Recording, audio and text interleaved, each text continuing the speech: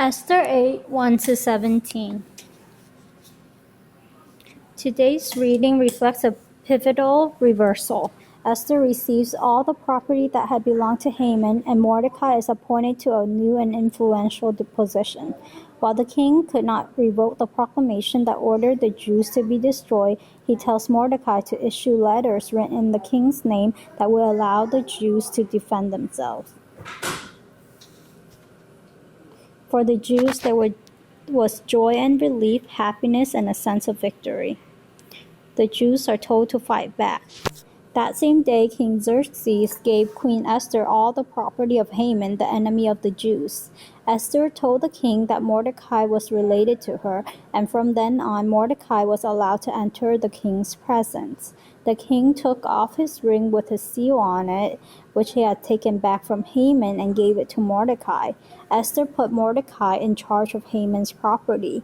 Then Esther spoke to the king again, throwing herself at his feet and crying. She begged him to do something to stop the evil plot that Haman, the descendant of Agag, had made against the Jews. The king held out the gold scepter to her, so she stood up and said, "If it please your majesty, and if you care about me, and if it seems right to you, please issue a proclamation to keep Haman's order from being carried out, those orders that the son of Hammedatha, the descendant of Agag, gave for the destruction of all the Jews in the empire. How can I endure it if this disaster comes on my people and my own relatives are killed?" King Xerxes then said to Queen Esther and Mordecai the Jew, "Look, I have hanged Haman for his plot against the Jews, and I have given Esther his property, but a proclamation issued in the king's name and stamped with the royal seal cannot be revoked. You may, however, write to the Jews whatever you like, and you may write it in my name and stamp it with the royal seal." This happened on the 23rd day of the 3rd month, the month of Sivan.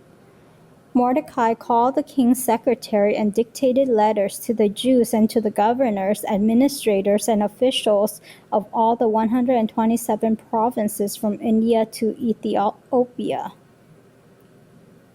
The letters were written to each province in its own language and system of writing, and to the Jews in their language and system of writing. Mordecai had the letters written in the name of King Xerxes, and he stamped them with the royal seal. They were delivered by riders mounted on fast horses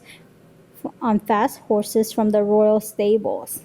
These letters explained that the king would allow the Jews in every city to organize for self-defense. If armed men of any nationality in any province attacked the Jewish men, their children, or their women, the Jews could fight back and destroy the attackers. They could slaughter them to the last man and take their possessions. This decree was to take effect throughout the Persian Empire on the day set for the slaughter of the Jews, the 13th of Adar, the 12th month. It was to be proclaimed as law and made known to everyone in every province, so that the Jews would be ready to take revenge on their enemies when that day came. At the king's command, the riders mounted royal horses and rode off at top speed. The decree was also made public in Shusha, the capital city. Mordecai left the palace wearing royal robes of blue and white, a cloak of fine purple linen, and a magnificent gold crown.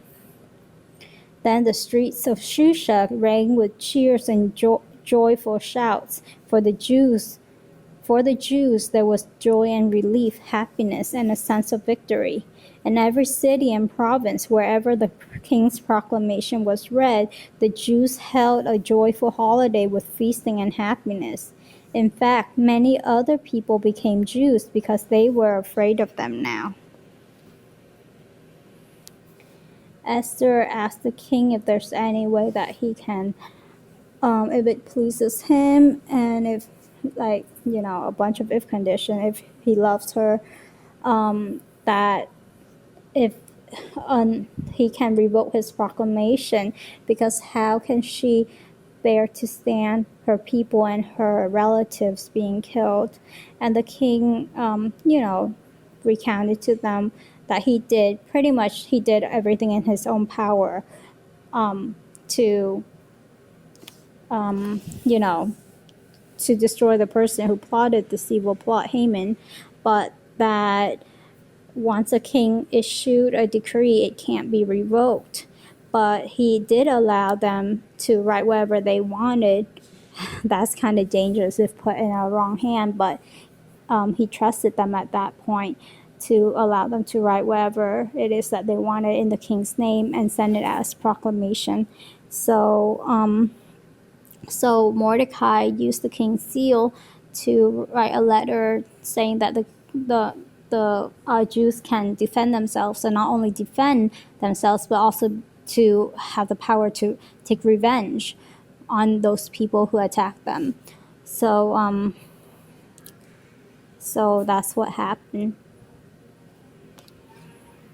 And so with that, when wherever the proclamation is sent, the Jews were joyful, and it even states that many people, or some or many other people became Jews because they were afraid of the Jews, which was interesting.